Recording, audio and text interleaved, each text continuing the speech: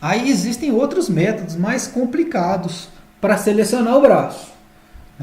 Então, um dos métodos mais clássicos para isso é o CB. Ele também se preocupa com a exploração, só que ele usa um recurso diferente, porque ele guarda a quantidade de vezes que cada braço é puxado. Então, os braços que foram pouco testados, eles são preferidos, né? Quer dizer, enquanto não houver uma exploração suficiente daquele braço,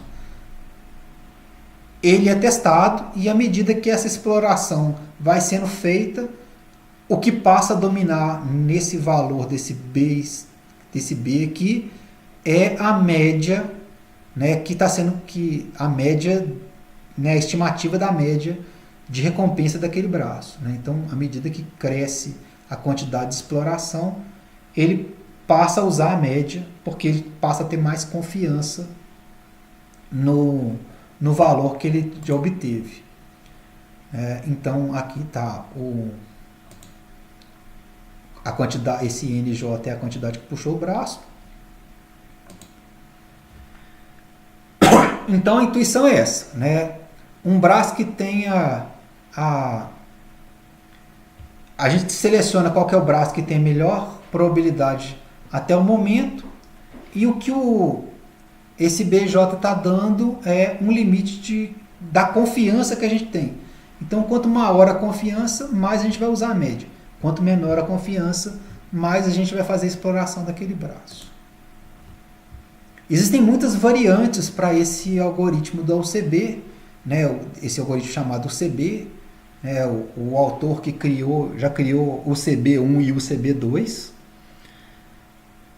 Né? E essas variantes elas consideram então a variância da recompensa, ou então aproxima a distribuição baseada numa distribuição conhecida da estatística, e a gente não vai entrar em muitos detalhes a respeito disso não. Eu estou mostrando aqui 3 bons artigos que tratam desse algoritmo. Esse algoritmo, se você for fazer alguma coisa mais profissional, talvez seja o algoritmo que você vai utilizar. Né? Então aqui algumas referências para você ir para frente. Para situações como a nossa, né, que a gente sabia as distribuições, a gente pode tentar descobrir se o nosso algoritmo está funcionando corretamente ou não. E uma forma de descobrir isso é usar uma medida de arrependimento. Ela visa obter a diferença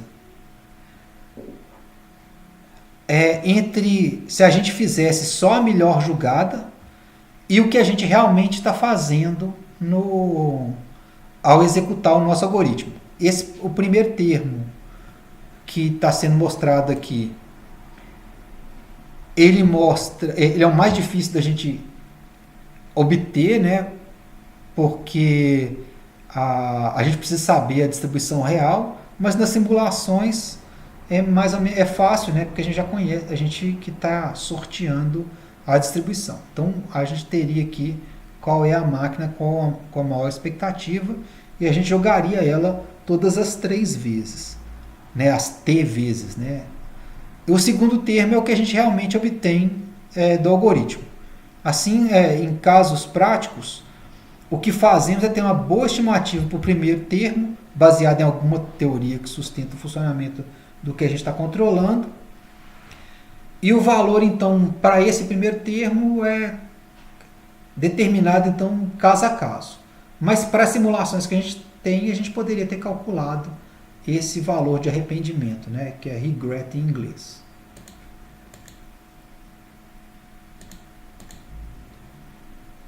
Para saber se um algoritmo do bandido é bom, a gente tem que provar que o arrependimento é limitado a log de t.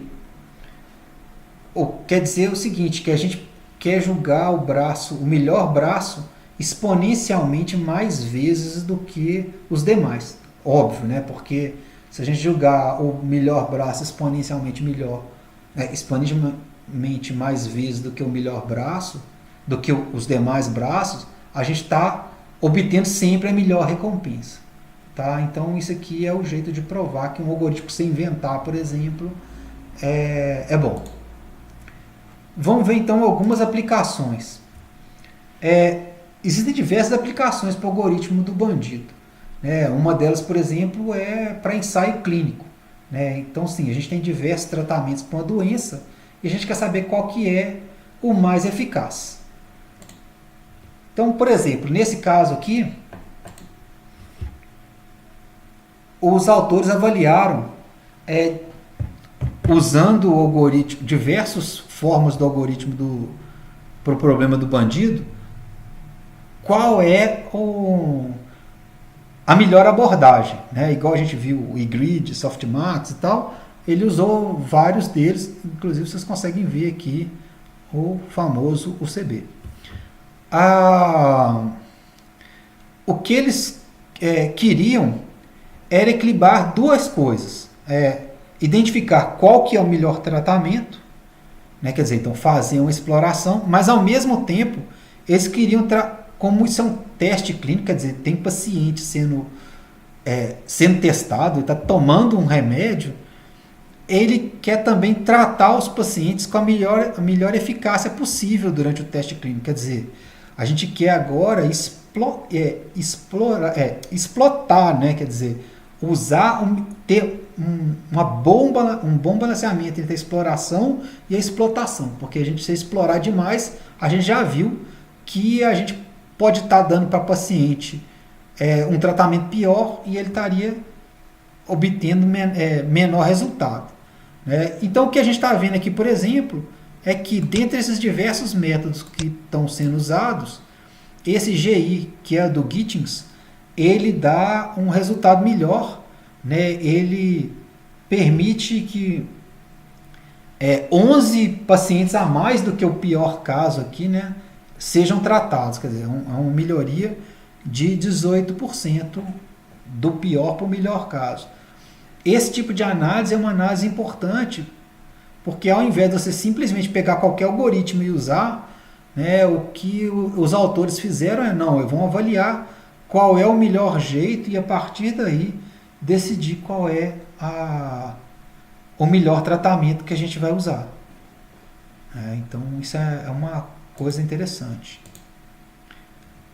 Outra coisa que a gente pode querer saber por exemplo, em publicidade da internet. Quando a gente faz uma busca, vem um monte de resultado aqui e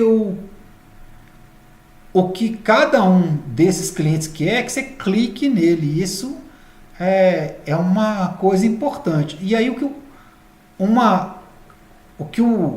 a gente está vendo aqui, cada publicidade dessa, na verdade, é como se fosse um dos braços do bandido, Então,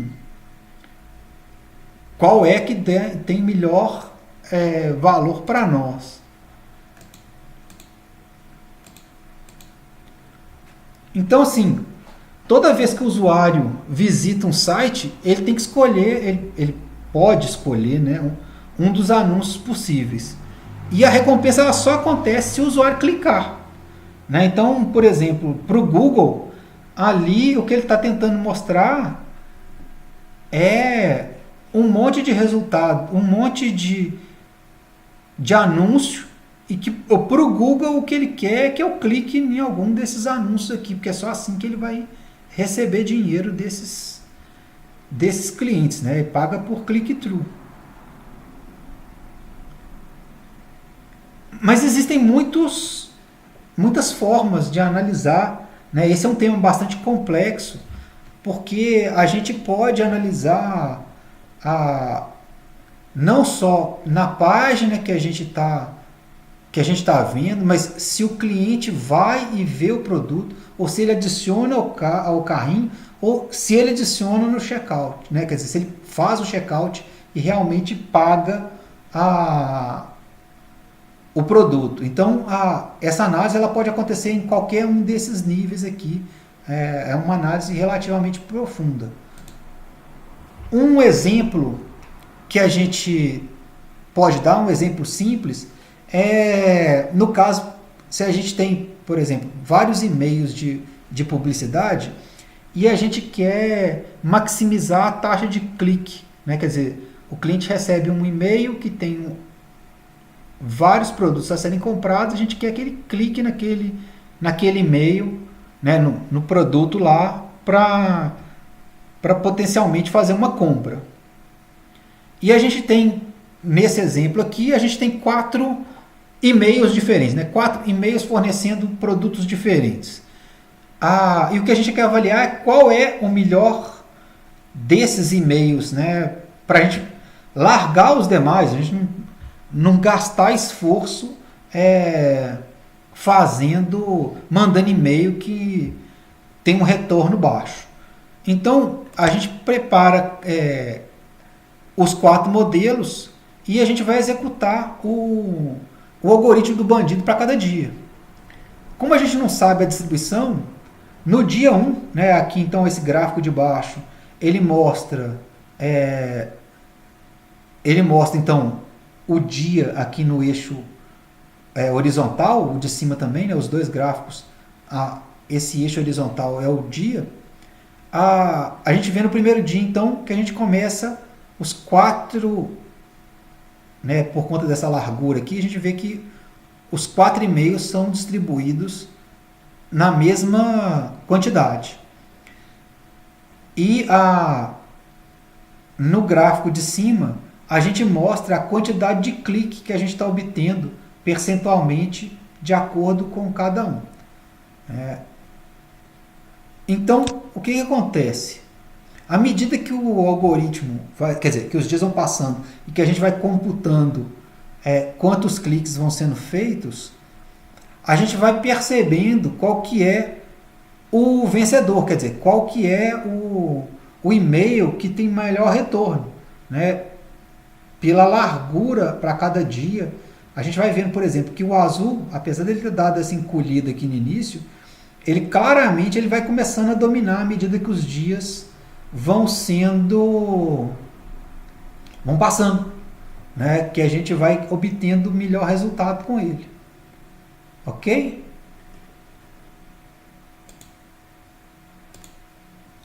E tem muito mais outros tipos de aplicação, por exemplo, pesquisa de emprego, ou aplicação em finanças, ou no meu caso aqui, aplicação em telecom.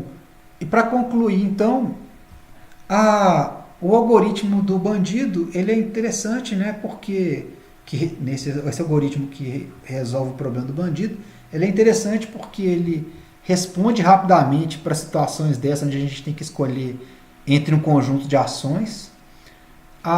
Uma preocupação que a gente tem que ter é fazer um balanceamento bom entre a exploração e a explotação. A gente viu isso nas nossas simulações. E existem outras variações que não é só do método de seleção, mas a gente vai encontrar o algoritmo do bandido, por exemplo, combinatório, né, onde a gente pode ter várias ações que a gente quer que sejam escolhidas a cada instante. Né? E o que a gente viu até agora, a gente estava selecionando uma ação só. E pode ter ação, por exemplo, que depende do contexto. Então, a gente também pode querer então que a ação varie dependendo do que está acontecendo. A gente tem uma determinada situação e aí a gente quer privilegiar uma determinada conjunto de ação, ou então um determinado conjunto de ação nem pode ser executado. Tá? Então tem bastante coisa. A ideia do vídeo era só dar uma noção geral. E aí espero vocês nos meus próximos vídeos. Obrigado.